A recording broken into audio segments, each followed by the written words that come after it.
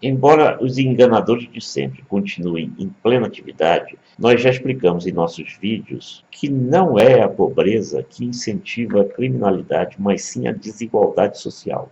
E essa desigualdade aumenta a cada ano, o que nos coloca diante de uma triste realidade. O número de milionários aumenta e de enganadores também. Há alguns poucos anos, não tem tanto tempo assim, eu publiquei um artigo informando que, segundo a consultoria de gestão Boston Consulting Group, o número total de domicílios milionários atingiu os 16,3 milhões em 2013. No mesmo artigo, eu mostrava que a riqueza privada no planeta, ou seja, o dinheiro administrado por instituições de gestão de fortuna e bancos voltados para a alta renda, havia crescido em 14,6% de 2012 para 2013, passando de 132,7 bilhões de dólares para 152 trilhões de dólares. Isso equivalia, naquela época, a 10 vezes o PIB dos Estados Unidos, a maior economia do planeta. Mas existem, obviamente, pesquisas mais recentes. Para manter a coerência, nós vamos nos referir às pesquisas dessa própria consultoria.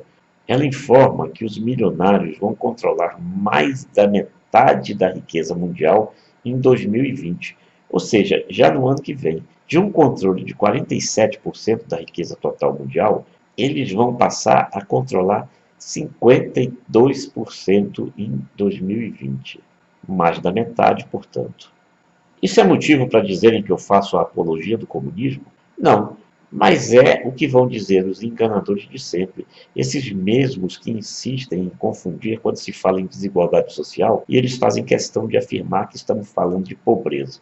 Aliás, num vídeo que eu produzi sobre violência do Brasil e do mundo, eu explico essa diferença. Eu vou colocar o link para esse vídeo, se você não quiser interromper isso que nós estamos falando, lá nas anotações, aí você vai diretamente a ele. E vou colocar também o link ali em cima.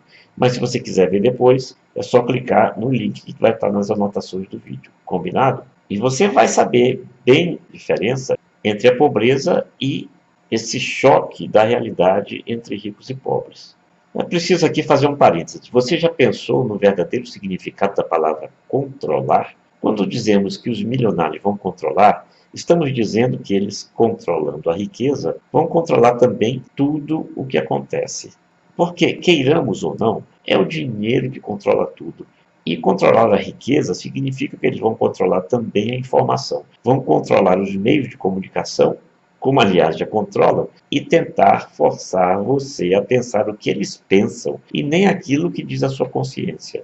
Algumas pessoas resistem, algumas pessoas escapam, muitas outras não.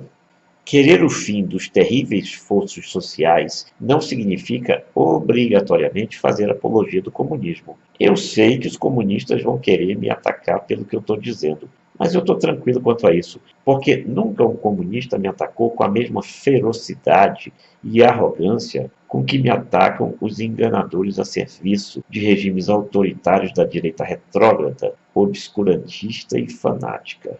Mas eu não me prendo a ideologias nem a religiões, porque é nelas que se encontra a maioria disso que eu cito do título, os enganadores. Eu me baseio no que acontece no mundo.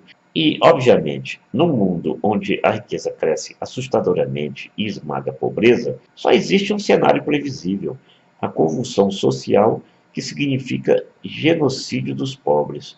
E isso é óbvio, porque se são os milionários que controlam, não são eles que vão morrer pela mão do homem, né? Aliás, esse cenário não é futurista, é atual. Basta ver os conflitos sociais que já estão pipocando no mundo inteiro e a grande leva de miseráveis perambulando pelo mundo sem ter um lugar sequer para dormir e muito menos ainda uma migalha para comer. Neste ano de 2019, quando nós estamos atualizando essas análises, o Instituto Brasileiro de Geografia e Estatística, o IBGE, divulgou pesquisa revelando que a desigualdade de renda no Brasil alcançou patamar recorde em 2018, dentro da série histórica da Pesquisa Nacional por Amostra de Domicílios Contínua, chamada PNAD Contínua. uma pesquisa iniciada em 2012 e que analisa, portanto, esse período, 2012-2018.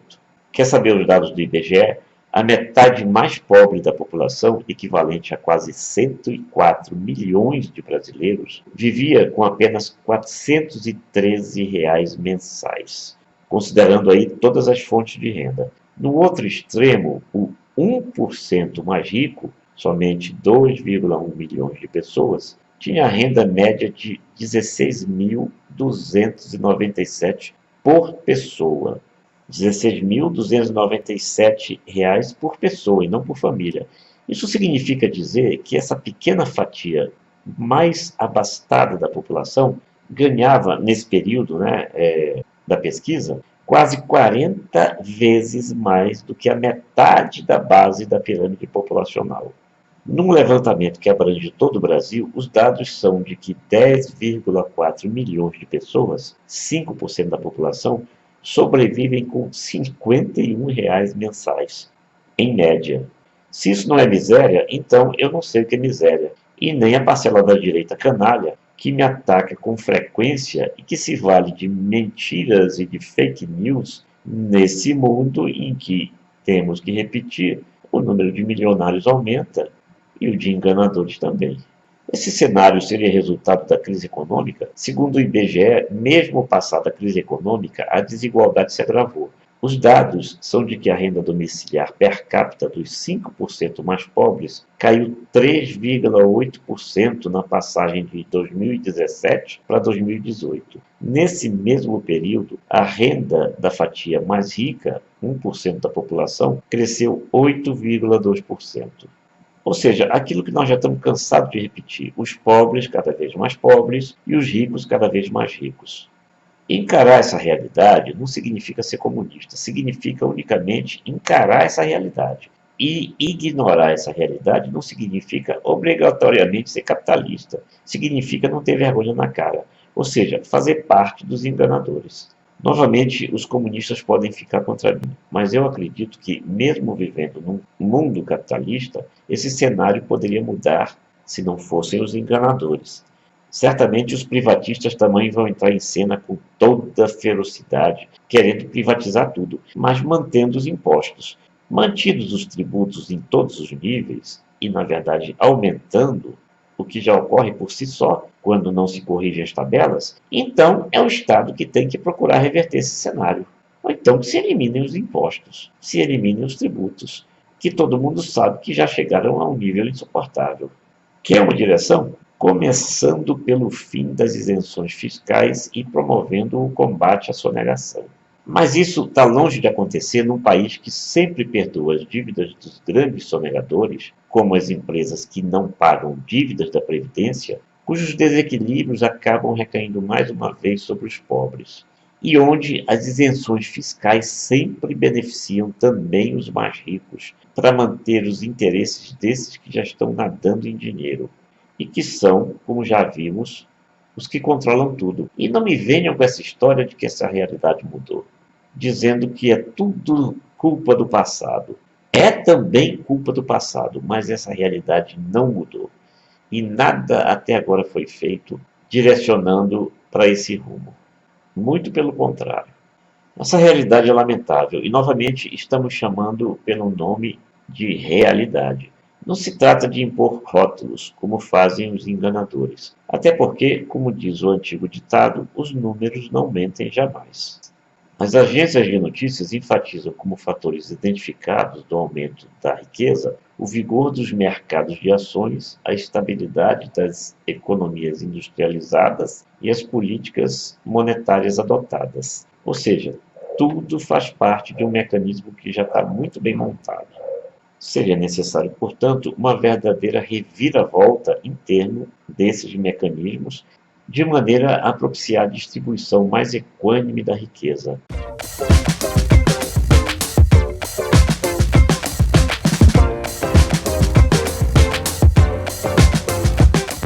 Produzir riqueza e, ao mesmo tempo, desativar os mecanismos que produzem e aumentam a desigualdade é um grande desafio a ser enfrentado com mais sabedoria. e não acomodando a pobreza em seu devido lugar, como se costuma dizer, né? O pobre que reconheça o seu lugar. Muita gente pensa assim e diz isso.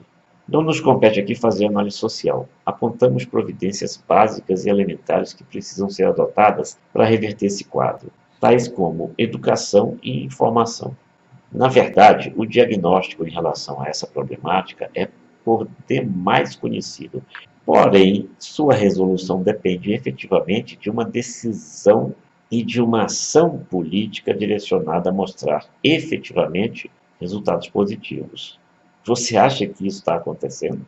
Nosso objetivo aqui nesse canal é demonstrar que as formas de produzir riqueza devem estar acessíveis a parcelas cada vez mais amplas da população, em vez de se incentivar o gessamento de uma realidade cruel que precisa, ao contrário, ser combatida.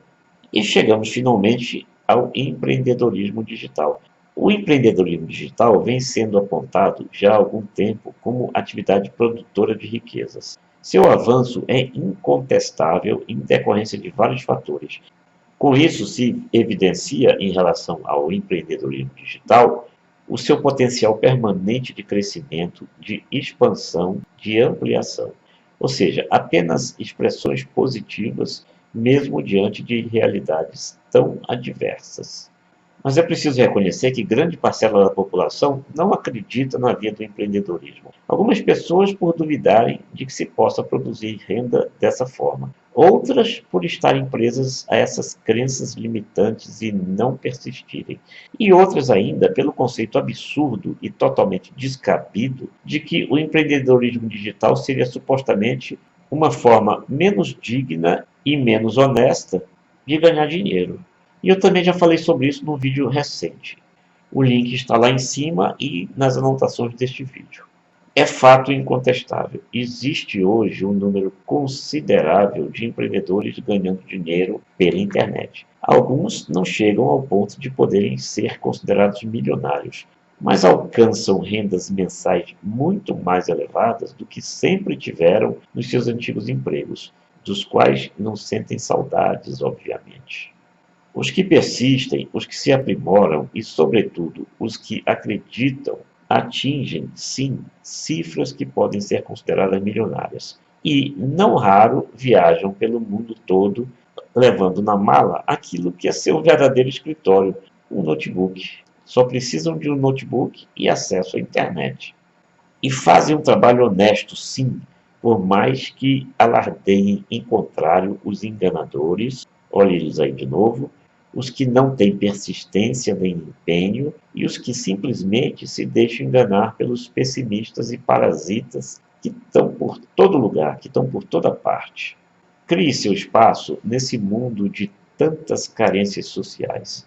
No empreendedorismo digital devem estar engajadas pessoas que visam, nós não podemos enganar, o seu próprio bem-estar, além de liberdade, conforto e outras características que todo ser humano almeja na sua vida. Mas um dos princípios sempre mencionados é que compete também ao empreendedor digital ajudar as pessoas a atingirem esse ideal. Essa atividade de empreendedorismo se caracteriza, portanto, não apenas como forma de produzir riqueza, mas também como a mais efetiva demonstração de que, sendo essa riqueza produzida em conjunto, em parceria e de forma democraticamente fomentada para que um número cada vez maior de pessoas possa valer-se de seus benefícios, o mundo vai se tornar um lugar muito melhor para se viver. E nunca se esqueça, ao contrário da lojinha que você pode abrir no seu bairro e que pode até ter um nível bastante grande de clientes, no empreendedorismo digital, os seus clientes em potencial estão no mundo inteiro e você pode abraçá-los sem nem mesmo precisar sair de casa. Eu convido você a visitar o nosso blog Pegue Seu E-Book, que ao contrário do que o nome diz, não são apenas e-books, não, muito pelo contrário.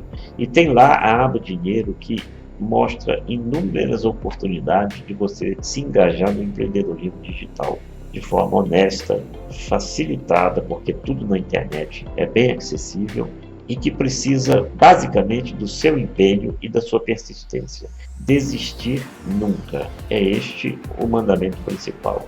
Só quem não tem sucesso é quem desiste antes de conquistar o sucesso.